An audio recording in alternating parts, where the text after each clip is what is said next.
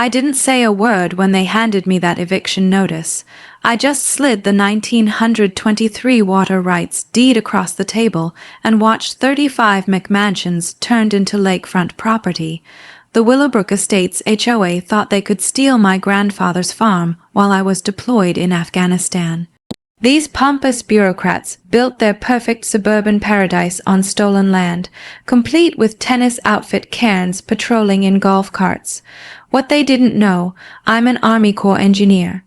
That little earth dam on my property had been waiting 45 years for someone stupid enough to build downstream. The audacity was truly something to behold until the spillway gates opened, and their luxury development got its first taste of natural flooding. All this was going to be satisfying. Where are you watching from? Drop a comment below because you're about to witness the most beautiful HOA takedown involving federal water law and gravity. Let me introduce you to Jake Morrison.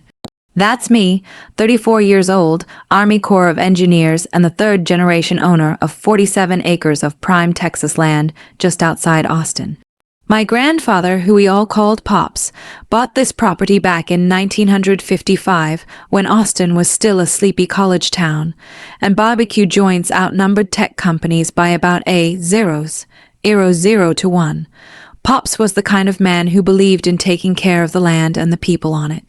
In 1978, he built a small earth dam on our property. Nothing fancy, just good engineering designed to collect rainwater for the cattle and help out our downstream neighbors during dry spells. The Army Corps of Engineers even helped him with the design. Pops always said that someday the back 40 acres would be worth something special. But for now, it was just beautiful rolling hills where we ran cattle, and I learned to hunt. Then came my 2 tours in Afghanistan, where I specialized in water management and infrastructure. Turns out building wells and managing water flow in a war zone teaches you a thing or two about how precious clean water really is and how quickly people will fight over it. While I was on my second deployment, Pops passed away. The property went into a trust managed by my well-meaning but overwhelmed sister Sarah, who lives in California and knows about as much about Texas land law as I know about surfing. She hired a local property management company called Lonar Land Services to handle the taxes and upkeep. The property taxes got paid automatically, but here's the thing. Sarah never actually looked at the tax assessment. Big mistake. Enter our villain, Margaret Maggie Thornwell, 52 years old, president of Willowbrook Estates HOA, and the kind of woman who drives a white BMW X7 and treats tennis outfits like business attire. Maggie's got that particular brand of passive-aggressive sweetness that Southern women perfect around age 45. You know, the kind where they'll smile while they're stabbing you in the back and somehow make it sound like they're doing you a favor. Maggie's married to City Councilman Rick Thornwell, which should tell you everything you need to know about how she gets things done.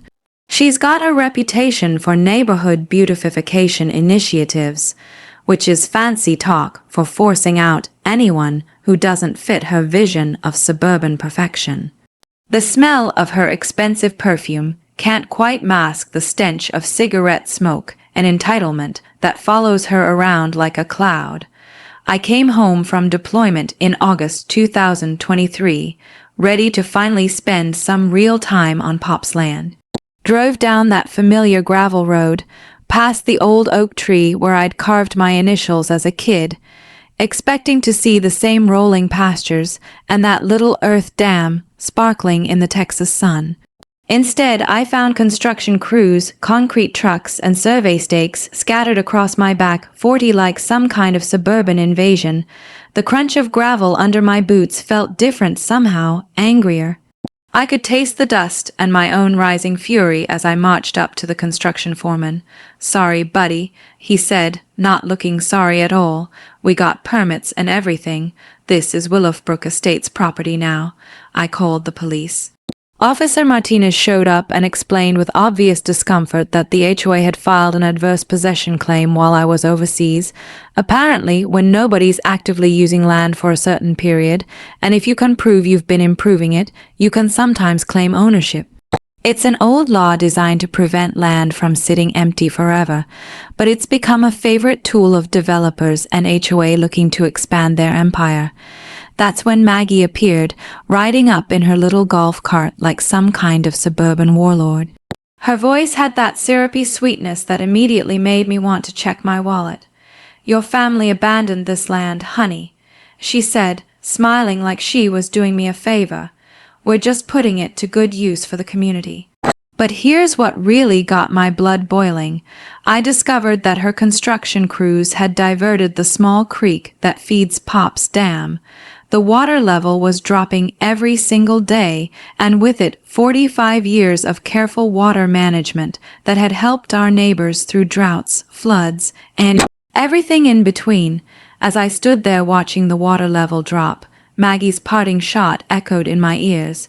"You should have stayed closer to home, soldier boy." That's when I knew this wasn't just about land.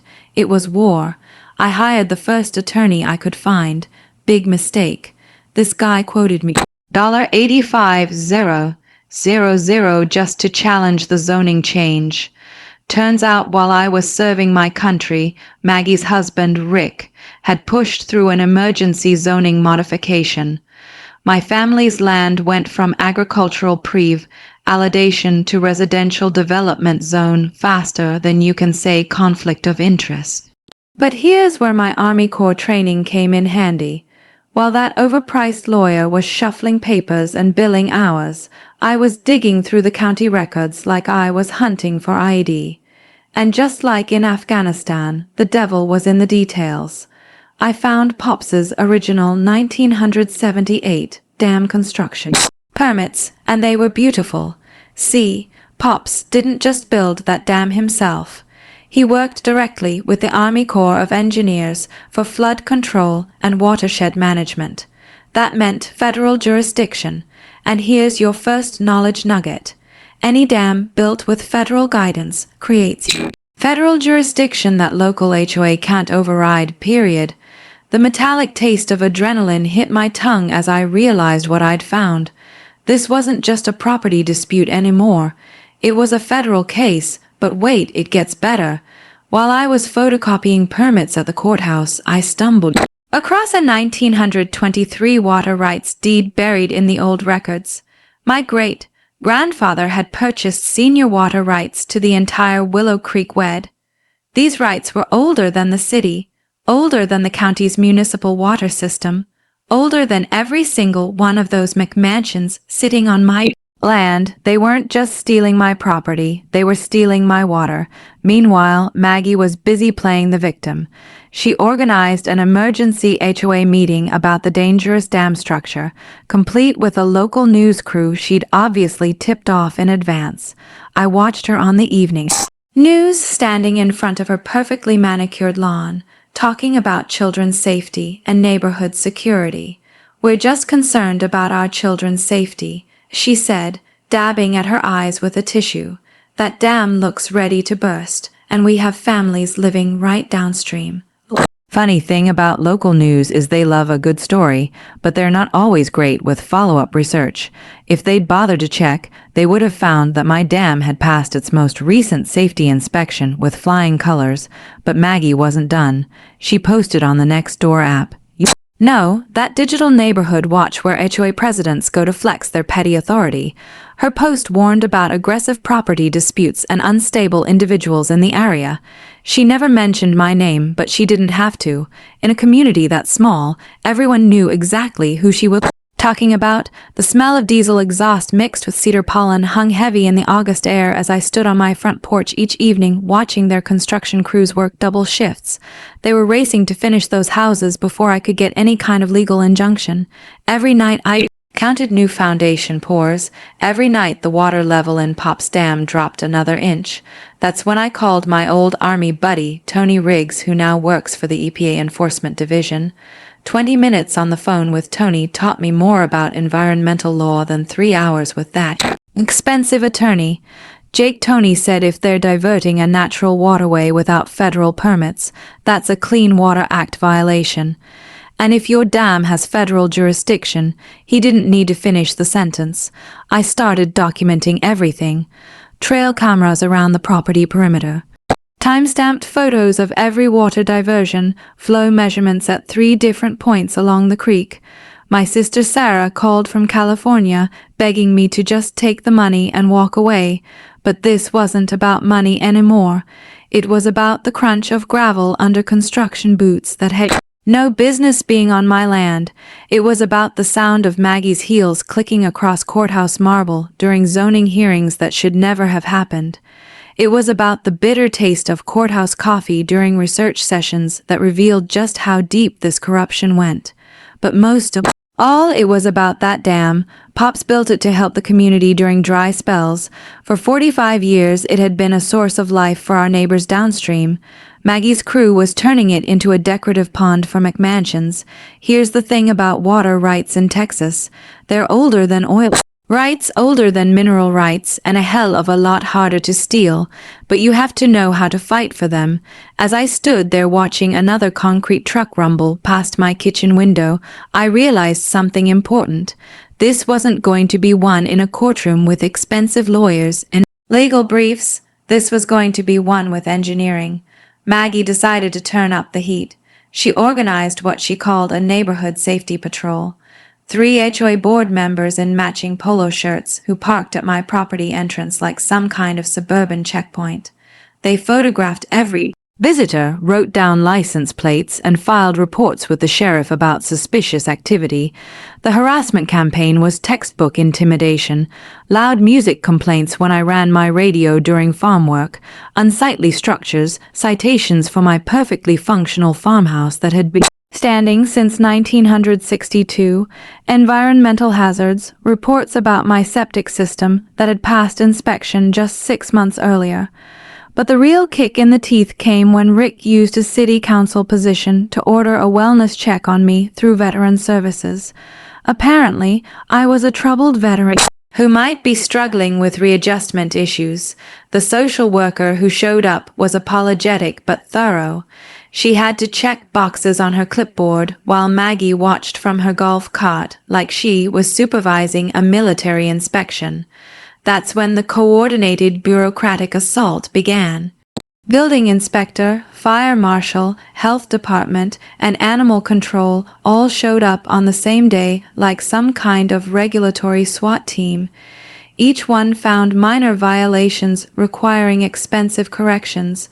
The building inspector, who happened to be a drinking buddy of Rick's, declared that my front porch needed $8,000 in foundation work. I recognized the squeeze play immediately. It's the same tactic they use in war zones to pressure local officials, overwhelm them with bureaucracy until they give up and cooperate. But 2 can play that game. While they were drowning me in paperwork, I was making some phone calls of my own. Tony Riggs at the EPA was very interested to learn that Maggie's HOA had never filed the required wetlands assessment before redirecting Willow Creek. Turns out any development that redirects natural waterways requires federal environmental clearance, even on private property, and the fines for violations start at $50 per day. The smell of fresh concrete curing in the summer heat reminded me every morning that I was running out of time, but my research was paying off in ways Maggie never expected. I discovered that their entire development had been built in what the Army Corps classified as a 100-year floodplain. Insurance companies had initially refused coverage until the HOA provided a flood mitigation plan. Their solution, permanently divert Willow Creek away from the new homes and let it flood my property instead. Here's your second knowledge nugget. Insurance fraud in development projects often carries criminal penalties, not just civil ones. When developers lie about flood risks to get coverage, that's federal mail fraud. The deeper I dug, the more I realized this wasn't Maggie's first rodeo. Her previous HOA in Houston had paid $2.3 million EPA fine for an identical creek diversion scheme. She'd left town just ahead of the federal prosecutors and set up shop here in Austin, looking for new victims. Meanwhile, Maggie was spreading rumors about my mental health and violent tendencies. She hired a private investigator to dig up dirt on my military service and organized a petition demanding the city condemn my property as a public nuisance. "We have children playing in these neighborhoods," she told the local paper. "We can't have unstable individuals threatening our safety." But while she was busy playing the victim, I was building alliances. I connected with other HOA victims through online forums and discovered a pattern. Maggie's HOA had absorbed 6 smaller properties through similar tactics over the past 3 years. Each time, the story was the same: pressure, harassment, bureaucratic warfare, and mysterious zoning changes that always seemed to benefit Rick's construction company. I partnered with my elderly neighbor, Mrs. Chen, whose family garden had withered since the creek diversion. I met Miguel Santos, whose family farm had been rezoned out of existence by Rick Thornwell 2 years earlier. These weren't isolated incidents. They were part of a systematic land grab that had been going on for years. The vibration of heavy machinery through my farmhouse floorboards became a daily reminder of what I was fighting for. Every morning, I watched concrete trucks rumble past my kitchen window. Every evening, I documented the water theft that was slowly killing Pop's Dam, but I was also preparing. I installed water flow meters at the dam outlet and creek diversion points.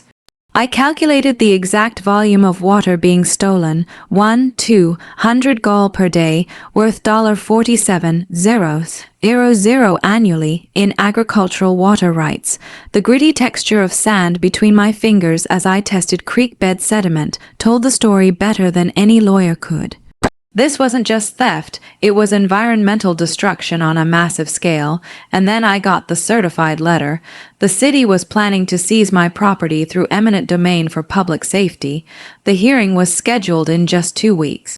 Maggie's quote in the paper made her strategy crystal clear. "Sometimes you have to protect the community from itself." But as I stood at my bedroom window that night watching storm clouds gather on the horizon, I realized something important. Those weren't just rain clouds building up. They were opportunity. Maggie went nuclear. Rick fast-tracked an eminent domain hearing scheduled for just 2 weeks out. And suddenly the HOA was offering me $180,000 for property assessed at $890,000. The message was clear: take the low ball offer or lose everything. The local newspaper ran a hit piece that made me sound like some kind of domestic terrorist. "Troubled Veteran Blocks Community Progress" was the headline, complete with a photo that somehow made my farmhouse look like a crack den and me look like I hadn't slept in weeks. But Maggie's master stroke was the photo op. She staged it perfectly. 20 concerned mothers holding children near my property line, with a professional photographer capturing their worried faces while my farmhouse loomed menacingly in the background. The Facebook post went viral with the hashtag #ProtectOurKids. "Our children deserve safe neighborhoods," she told the Channel 7 news crew, not whatever issues he brought back from war. You know what? She was right about one thing. I did bring something back from war.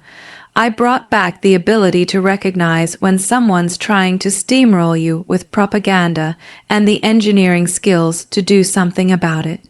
Tony Riggs called with information that changed everything. The EPA had already opened a federal investigation into Willow Creek diversions based on my initial complaint. But here's the kicker. Maggie's previous HOA in Houston faced that $3 million fine for the exact same scheme. Federal environmental crimes follow individuals even when they move to new jurisdictions. While Maggie was playing the victim on social media, I was discovering that her entire financial house of cards was built on fraud. The HOA construction loans were tied to inflated property values, and the banks had required guaranteed water access for loan approval. If those water rights reverted back to me, their rightful owner, the entire development would become financially underwater. The taste of bitter irony wasn't lost on me. They'd stolen my water to make their land valuable, and now their own greed was going to drown them. Maggie's panic was starting to show. She offered me 400 zeros, zero cash, no questions asked, 48-hour deadline. When I refused, she flew to California to approach my sister Sarah with some sob story about her brother's mental health issues. That backfired spectacularly. Sarah might not know Texas land law, but she knows her brother. She called me laughing. Jake, some crazy woman in tennis clothes, just offered to help with my troubled veteran brother. I told her if she contacts our family again, I'm calling the FBI. But while Maggie was busy making enemies, I was making allies. I partnered with environmental lawyer Amanda Cross, who specialized in pro bono water rights cases. Together, we formed a coalition with downstream farmers who'd been affected by the creek diversion. Miguel Santos brought historical documentation showing his family had used creek water for farming since 1887. Mrs. Chen provided photographs of her grandfather's garden from the 1940s, fed by the same creek that was now feeding Maggie's decorative water features. The local Audubon Society was particularly interested to learn that the creek diversion had destroyed critical nesting habitat for several protected bird species. Turns out killing protected wildlife while committing water theft tends to get federal attention real fast. During my nighttime reconnaissance, old habits from the Army, I discovered something beautiful. Pop's Dam wasn't just a simple earthwork structure. The original 1978 design included an emergency spillway system with hydraulic gates that hadn't been opened since 1982. The hollow echo of water flowing through those underground spillway channels during my midnight tests told me everything I needed to know. The mechanism was still functional, and it was designed for exactly this situation. Controlled flooding to restore natural water flow patterns. I calculated the water volume needed to restore Willow Creek to its original path, 8 million gallons. The dam was currently holding 1 million gallons thanks to recent rainfall. The math was perfect, but the timing had to be precise. Using my drone for aerial reconnaissance, I mapped the exact locations of those new home foundations relative to the original creek bed. 5 houses were built directly in the historical flood channel. 3 more had basements below the seasonal high water mark. Here's the beautiful part. The construction crews had installed decorative creek beds using concrete and decorative stones. They looked pretty, but they weren't designed to handle actual water flow. Meanwhile, my spillway system was engineered by the Army Corps specifically for flood management. Then, Maggie made her biggest mistake. Her crew began installing permanent concrete barriers to completely block the original creek bed. This would make my spillway system useless and permanently destroy the downstream ecosystem, but it also gave me the perfect justification for what I was about to do. The Weather Service was predicting heavy September rains, perfect seasonal cover for emergency dam maintenance. As I stood at those spillway controls at sunset, reading Pop's journal entry about helping neighbors during droughts, the decision crystallized: time to open the gates. While digging through dusty courthouse records for the 3rd time that week, I found a misfiled document that changed everything. Buried behind a stack of 1979 tax assessments was the original Agricultural Flood Management Covenant from POP Dam construction. The language was beautiful in its simplicity.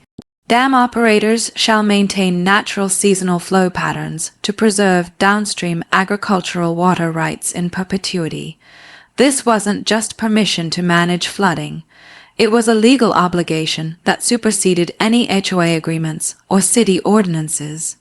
But Amanda Cross's investigation uncovered something even more damaging. The HOA insurance applications contained flat-out lies. They'd claimed no seasonal flooding risk and permanent creek diversion approved by all agencies to secure $47 million in coverage. Here's your 3rd knowledge nugget. Insurance fraud in development projects often carries criminal penalties, not just civil ones. When you lie to insurance companies about environmental risks, That's federal mail fraud with mandatory prison time. The deeper we dug, the more the whole scheme unraveled.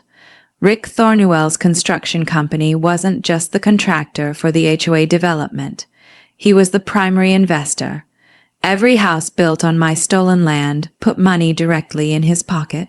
And here's the kicker. He'd never recused himself from a single city council vote that benefited his project. Pony Riggs shared EPA findings that made my blood boil. The creek diversion had killed the entire population of Guadalupe Base, a protected species that had thrived in Willow Creek for generations. Texas Parks and Wildlife had documented the fish kill, but somehow the report got lost in Rick's office before it could trigger federal prosecution. They weren't just stealing land and water, they were destroying an entire ecosystem, but the real smoking gun came from Amanda's banking contacts. The construction loans were secured by fraudulent environmental assessments that claimed the creek diversion was a temporary construction measure. Banks were told the water would be returned to its natural flow once construction was complete. If those water rights reverted to me, the entire development would violate federal lending regulations. The banks could demand immediate full repayment of $12 million in construction loans. That's when I found Pop's handwritten journals in the farmhouse attic. His 1980 entry broke my heart. Opened spillway today helped the Santos farm and 3 others get through dry spell. That's what neighbors do. The dam was never about our family's profit. It was about community service, helping downstream neighbors survive droughts and managing floods to protect everyone in the watershed. Reading those journals, I realized what Maggie had really stolen. It wasn't just land or water. It was 45 years of community cooperation that my grandfather had built one neighbor at a time. My engineering analysis confirmed what I'd suspected. Maggie's creek diversion was creating an upstream flooding hazard. During heavy rains, the redirected water would back up into residential areas. The original creek bed had provided natural flood control for the entire watershed, and my spillway system was the only way to safely manage seasonal flooding. The timeline pressure was crushing. September rains were predicted to be the heaviest in 7 years. If I waited for the legal system to grind through appeals and federal investigations, natural flooding would happen anyway, potentially causing real property damage. But if I acted now, I could control the timing and intensity. A controlled spillway release would demonstrate natural flood patterns without endangering anyone while proving that the HOA development violated federal environmental law. Standing at those spillway controls at sunset, holding Pops's journal, the moral clarity hit me like a lightning bolt. This wasn't about revenge anymore. It was about restoring the natural order that had sustained this community for generations. Maggie had systematically destroyed the local farming community. Miguel Santos lost his family's century-old farm. Mrs. Chen's ancestral garden withered without creek water. 3 other families were forced to sell generational properties to Rick's eminent domain schemes, but the federal environmental investigators were scheduled to visit next month. Perfect timing. If I could demonstrate natural flood patterns before their inspection, it would prove the HOA development violated multiple federal laws. The musty smell of old hydraulic fluid and the dam control mechanisms reminded me that this equipment was built to last. Pops had designed it for exactly this moment when someone would need to stand up for the creek and the community that depended on it.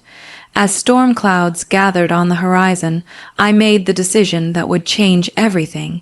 Time to honor Pop's legacy and open those gates.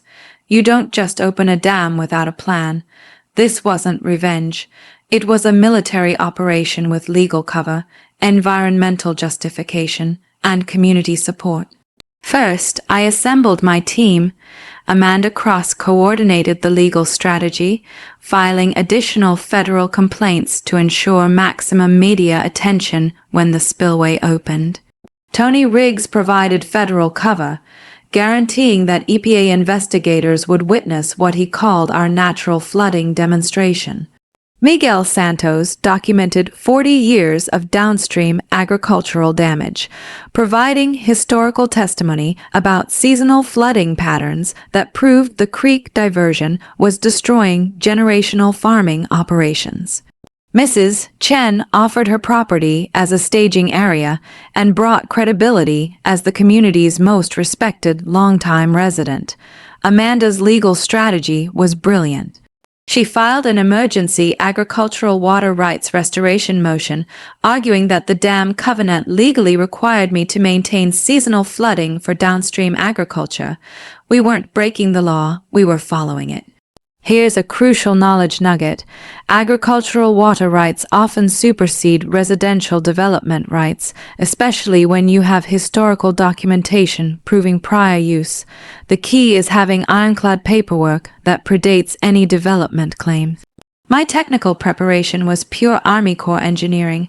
I created detailed spillway operation plans with precise calculations, controlled release starting at 6:00 a.m., gradual increase over 4 hours, peak flow at 10:00 a.m.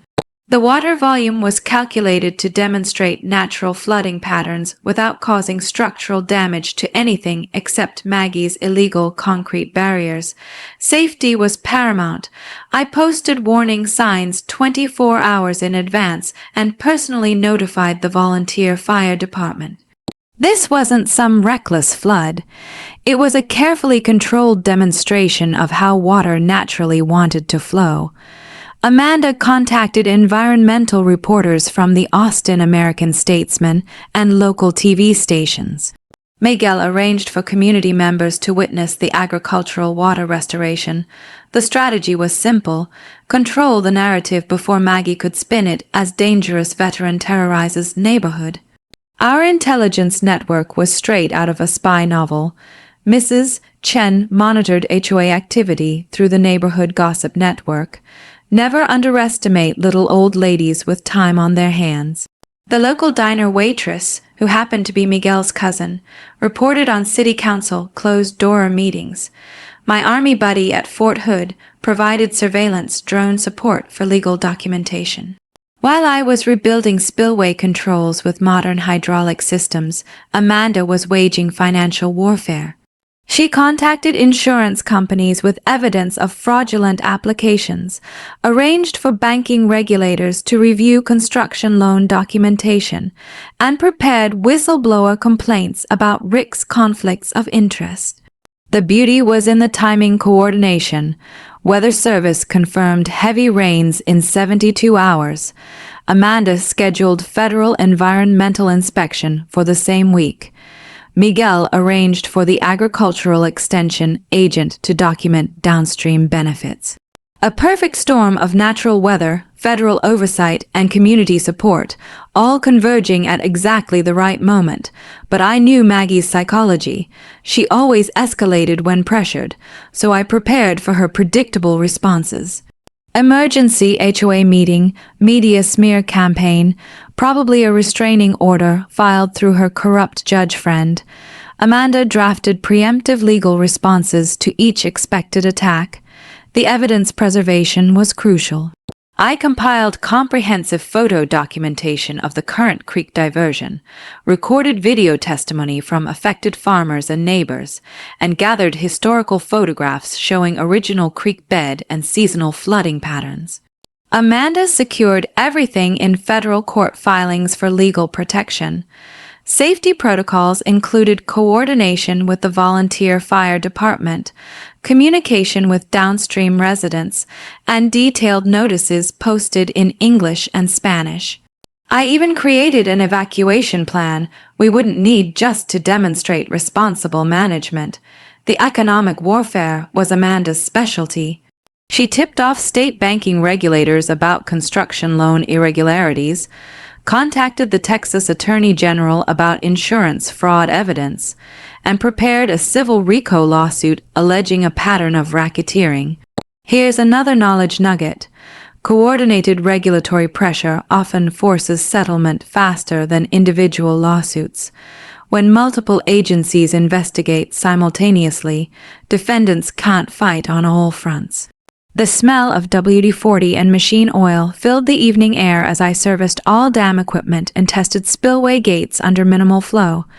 Everything worked perfectly. Pops had built this system to last.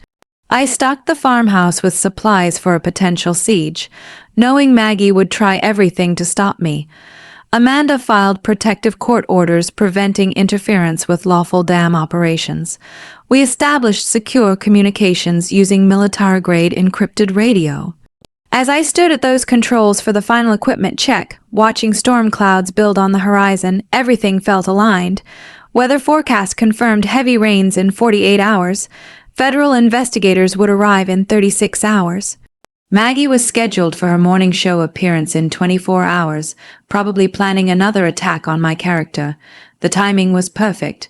Dawn tomorrow would bring justice, and 45 years of stolen water back to where it belonged.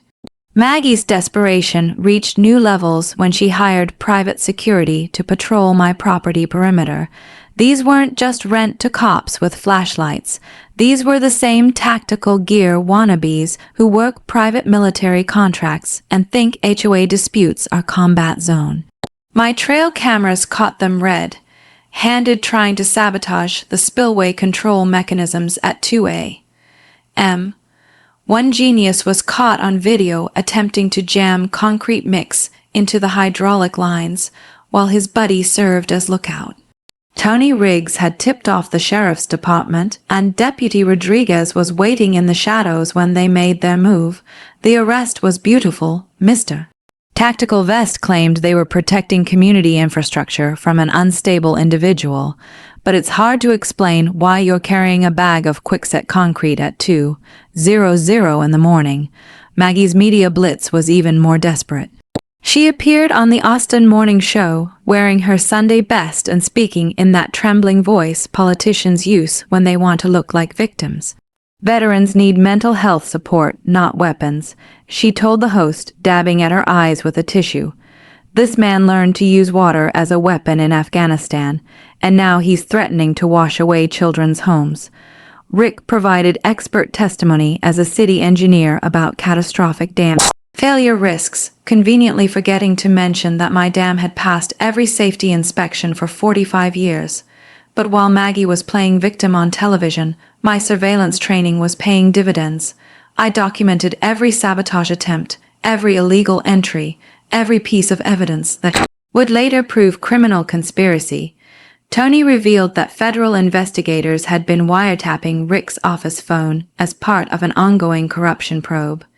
These people were more desperate than I'd realized. The legal assault came next. Rick fast-tracked an emergency restraining order hearing for 6 a.m. the following morning, clearly hoping to catch us off guard.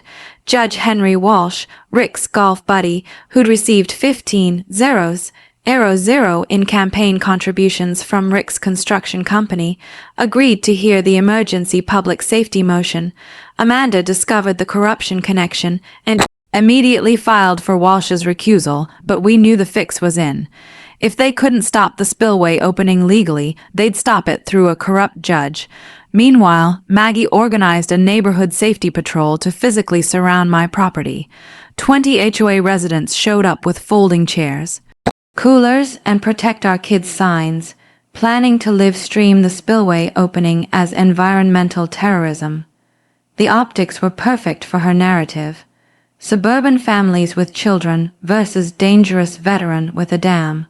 But Miguel Santos had been busy, too. He brought 30 farmers and families to support what we called agricultural water restoration. Mrs. Chan organized a counter-demonstration with historical photos showing the creek in its natural state. Amanda arranged for Audubon Society and Sierra Club representatives to attend. Two competing narratives were about to collide. Veteran attacks, families versus community protects water rights. The technical sabotage escalated when security footage revealed someone had poured concrete mix into the spillway channel overnight, creating a blockage designed to cause actual flooding danger if I opened the gates. This wasn't just Harassment, it was attempted murder disguised as vandalism. I worked through the night with a portable jackhammer, clearing the sabotage while documenting every chunk of concrete as evidence. The metallic taste of exhaustion mixed with fury as I realized how far they were willing to go. Rick used his city council emergency powers to declare my property an imminent public hazard, authorizing the fire department to secure the dangerous dam structure. Fire Chief Martinez, one of the few honest officials left in town, privately warned me that this was purely political. Jake, you've got maybe 6 hours before they force me to intervene. He said, make it count. The insurance investigation breakthrough came at the perfect moment. Amanda's fraud reports triggered a state investigation, and the Texas Insurance Commission froze all HOA development insurance policies without valid insurance. The construction company faced immediate work stoppage. Financial pressure was finally hitting where it hurt, Maggie and Rick's wallets. Tony moved the EPA inspection up 24 hours due to credible sabotage reports. Federal agents were now en route, arriving at 8:00 a.m. If the spillway opened during their inspection, it would become federal evidence of proper water management. But Maggie's final gambit was the cruelest. She contacted Veterans Mental Health Services, claiming I'd made suicide threats and needed an involuntary psychiatric hold. The VA social worker arrived at my farmhouse at 5:30 a.m. just as I was preparing for the spillway operation. I had to convince her I was mentally competent while simultaneously preparing to flood a subdivision. Not exactly a normal Tuesday morning conversation. Sarah called from California, her voice breaking. I can't lose my brother too, please. Jake, this isn't what Pops would want. For a moment, I almost cracked. Then I found Pops's final journal entry about standing up to bullies, and my resolve hardened like concrete. Sometimes you have to flood the valley to save the creek at 7:02 a.m. with federal agents watching and the morning sun painting the sky orange. I opened the spillway gates to 25% capacity. The sound was magnificent, not the violent rush of destruction, but the gentle whisper of water returning home. For the first time in 18 months, Willow Creek began flowing in its original bed, exactly where nature intended. Miguel Santos knelt beside the restored creek and cupped the clear water in his weathered hands, tears streaming down his face. This is the water that fed my grandfather's farm for 60 years, he whispered. Maggie's reaction was immediate and predictable. She screamed at the federal agents to arrest the terrorist, her carefully composed morning show demeanor cracking like cheap paint. EPA agent Sarah Kim calmly explained, Ma'am, this gentleman has the legal right to operate his agricultural flood control system. But Maggie was live streaming on Facebook, her voice rising to near hysteria. He's flooding our children's homes. This is what happens when we let unstable veterans have weapons. Except the water wasn't flooding anything. It was flowing exactly where it belonged in the original creek bed that her development had illegally blocked. Local news helicopters circled overhead, broadcasting the spillway operation live. The Austin American-Statesman reporter was interviewing downstream farmers about their restored water access when Maggie tried to hijack the interview. This veteran is using military training to attack civilians, she shrieked. The reporter, clearly confused, asked, Ma'am, the water is flowing in the original creek bed. How exactly is this an attack? You could almost hear Maggie's narrative collapsing in real time. Rick was frantically calling Judge Walsh, screaming into his phone about property values and campaign contributions. That psycho is destroying millions in property value. He yelled, apparently forgetting that Amanda was recording the conversation from the courthouse steps. Here's a legal nugget for you. Texas is a one-party consent state, which means you only need one person's permission to record a phone conversation, and that person can be yourself. The engineering validation was beautiful. EPA agent Kim measured water flow and confirmed it matched historical seasonal patterns exactly. Tony Riggs documented everything. This is how the creek flowed naturally before the 2022 diversion. Federal agencies prioritize natural water flow over development convenience, and we were proving that principle in real time. Mrs. Chen's garden irrigation system filled for the first time in 18 months. 3 downstream farms reported restored water access to their stock ponds. The local diner owner brought coffee and home-made kolaches to everyone, saying, "My daddy farmed here." This is how it should be. Even some of Maggie's supporters began quietly leaving as they realized no homes were actually flooded. Turns out it's hard to maintain righteous indignation when the disaster you're protesting is just water flowing where water naturally flows. The insurance collapse accelerated when the construction company received a cease and desist order from state investigators. All work stopped on the HOA development pending the fraud investigation. Maggie discovered her own homeowner's insurance might be voided due to fraudulent water access claims. The financial house of cards was collapsing faster than a dam made of playing cards. But Maggie wasn't done fighting. She called Rick in a panic. "Get your trucks down here," and blocked that spillway. Rick, apparently having learned nothing from the arrest of his security team, sent 3 concrete trucks to accidentally spill their loads across the creek bed. Federal agents immediately arrested the truck drivers for interfering with a federal environmental investigation. Turns out interfering with federal environmental enforcement is a felony, not a civil matter. The technical success was everything I'd calculated. Water flow stabilized at optimal levels for agricultural and environmental needs. No flooding of residential areas. The creek stayed within its natural banks, exactly as 45 years of seasonal patterns had proven it would. My Army Corps engineering had been perfect. The political fallout was swift. City Councilman Martinez arrived and publicly demanded Rick's immediate resignation. "This corruption has made our city a laughingstock," he announced to the gathered media. "You're done." Federal investigators expanded their probe to include RICO charges for systematic land fraud. Tony told me later, "This is the smoking gun we needed for criminal prosecution." But the sweetest moment came when Maggie realized her $2. $3 million investment was now worthless without fraudulent water access. She screamed at me across the creek, "You've destroyed everything." 35 families. My response was calm, measured, and loud enough for every camera to catch. "No, ma'am, I restored everything.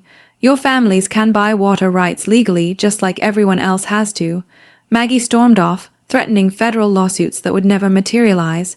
As Miguel's extended family arrived with homemade tamales and cold beer, and Mrs. Chen brought a traditional Chinese tea ceremony to bless the restored creek, I realized something important.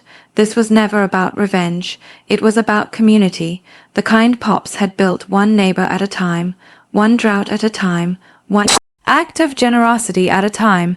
The media narrative had shifted completely. Environmental groups hailed the spillway operation as a model for ecosystem restoration. The original veteran floods neighborhood story became community reclaim stolen water. Sometimes the truth flows as naturally as water. Finding its way home, Judge Walsh's courtroom at 2 p.m. was packed tighter than a can of sardines. Media crews, farmers, HOA residents, and federal agents filled every seat with overflow crowds watching through the windows. You could feel the electricity in the air. This wasn't just a legal hearing. It was a community reckoning.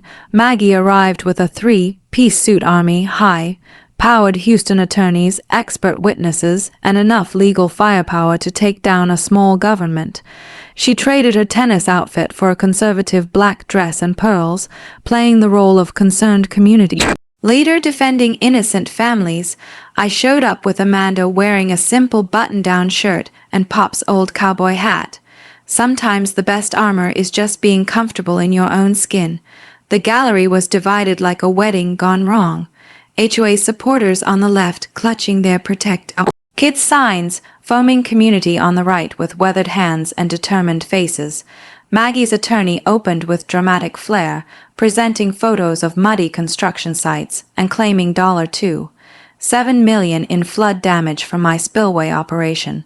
They wheeled in a psychiatrist who'd never met me, but was happy to diagnose calm, spat revenge fantasies based on newspaper clippings. Your Honor, the attorney declared, gesturing toward me like I was a war criminal. This disturbed veteran is using military engineering knowledge to terrorize innocent families. He's turned water into a weapon of mass destruction. The courtroom buzzed with whispers until Amanda stood for our response. She presented the 1978 Agricultural Flood Management Covenant that legally required seasonal flooding. EPA agent Kim took the stand and testified that my spillway operation had restored natural water flow patterns without causing any actual property damage. Historical photographs proved current water levels matched 60 years of natural seasonal patterns. Here's your final knowledge nugget. Legal water rights documentation always trumps recent development claims, especially when you have federal environmental agencies backing your position. Then Tony Riggs took the stand as EPA enforcement officer. His testimony was devastating. The HOA development had violated 3 separate federal environmental laws, committed systematic insurance fraud, and destroyed protected wildlife habitat. Judge Walsh squirmed in his seat as federal crimes were detailed in his courtroom. You could see him calculating whether his political loyalty to Rick was worth potential federal prosecution for obstruction of justice. The breaking point came when Amanda called Rick as a witness. Under oath, he admitted to fast, tacking zoning changes while I was deployed overseas and revealed his financial stake in the construction company.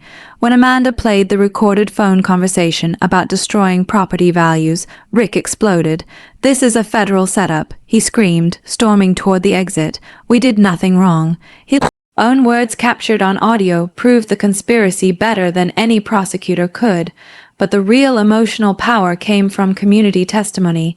Miguel Santos described 3 generations of farming destroyed by the creek diversion, his voice breaking as he talked about his grandfather's dreams dying. With the stolen water, Mrs. Chin showed photographs of her family garden, lush and green before the diversion, brown and withered after. Her quiet dignity spoke louder than any legal argument. Fire Chief Martinez testified that the spillway operation was professionally executed with 0 safety violations. Downstream property owners confirmed their agricultural water access had been fully restored. Then Maggie took the stand for what became her final performance. "He came back from war damaged, Your Honor," she said, pointing at me with trembling fingers. "He's taking revenge on innocent families using psychological warfare against children." She claimed I'd threatened her safety and described the spillway operation as environmental terrorism designed to destroy property values and traumatize residents. When Amanda called me to testify, the courtroom went silent. I presented POP journals documenting 40 years of community water sharing, explained my Army Corps engineering calculations, and spoke directly to Judge Walsh. "Your Honor, I didn't flood anybody. I restored a creek that was stolen from my family in this community for 45 years. The mic drop moment came when Amanda presented final evidence, documentation of Maggie's Houston HOA paying $2. $3 million in EPA fines for an identical creek diversion scheme. The federal prosecutor stood and announced a criminal investigation into interstate water fraud conspiracy. The courtroom erupted as the scope of the corruption became clear. Judge Walsh had no choice. He denied all restraining order requests, ruled that my spillway operation was legal and beneficial, and ordered the HOA to cease all interference with federal environmental investigations. His warning to Rick was pointed. "This court will not obstruct lawful federal environmental enforcement." As federal agents escorted Rick from the courthouse while banking investigators served additional warrants, Maggie found herself surrounded by reporters with nowhere to hide.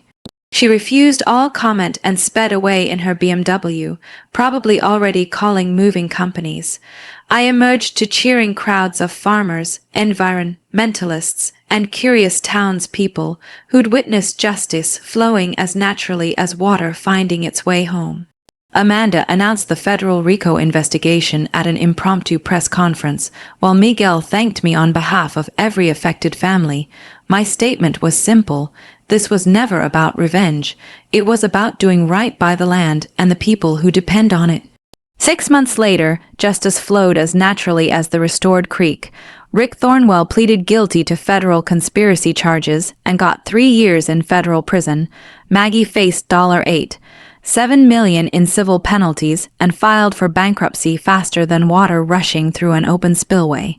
The construction company paid $12 million in EPA fines and got banned from all federal contract work.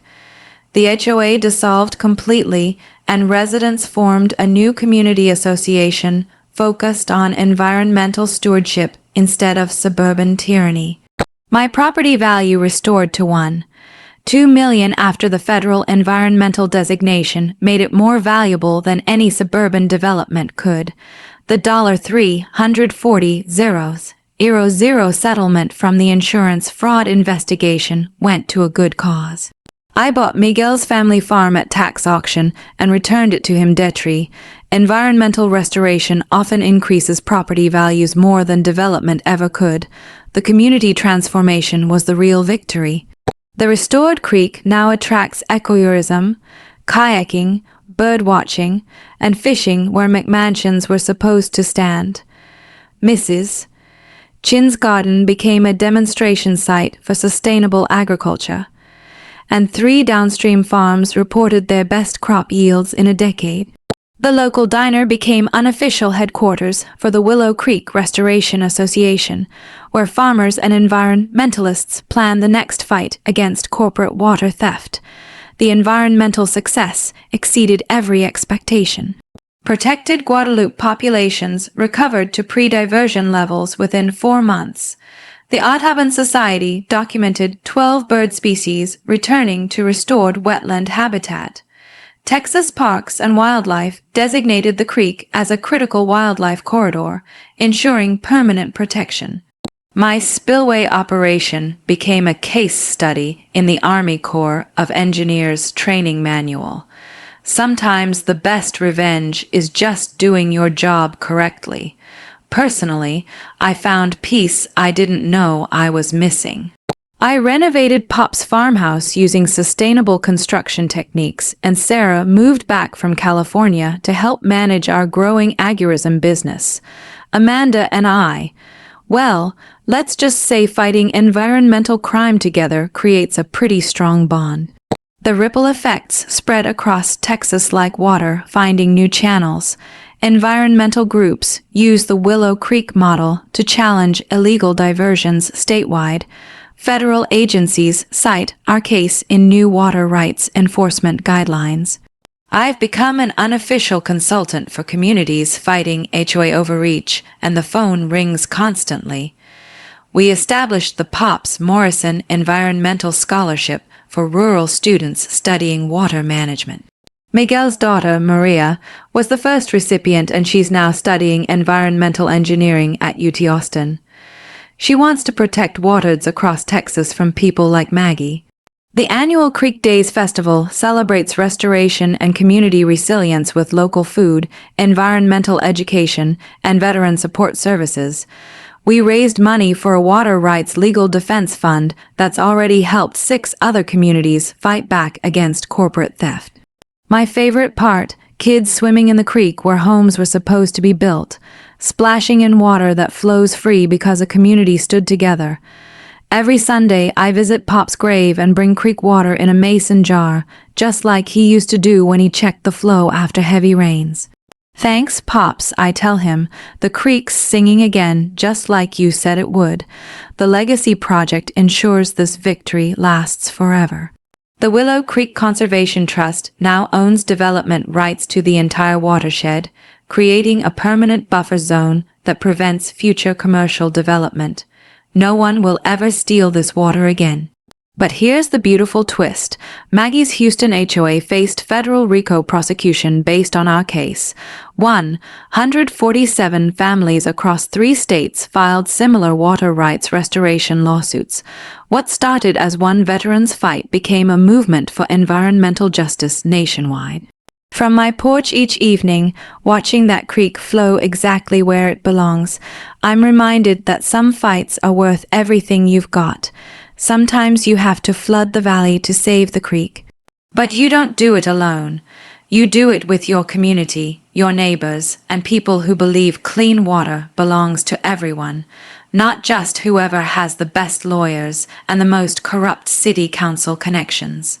If you're fighting HOA overreach, environmental destruction, or bureaucratic bullying, don't give up. Document everything, find allies, and remember, the law is on your side when you're protecting the land for future generations. Drop a comment and tell me your HOA nightmare story. I read every single one and reply when I can because these fights are easier when we support each other. Hit subscribe if you want more stories about communities fighting back against corruption and winning. And remember, your voice matters, your vote matters, and your creek matters too. Next week, I'm telling you about the city that tried to steal my neighbor's solar farm. So, she cut power to City Hall during the mayor's wedding reception. That's a story about a different kind of power and how one engineer turned the lights out on municipal corruption. Water finds a way, justice finds a way, and communities that fight together win together. Willow Creek flows free, y'all, and it always will.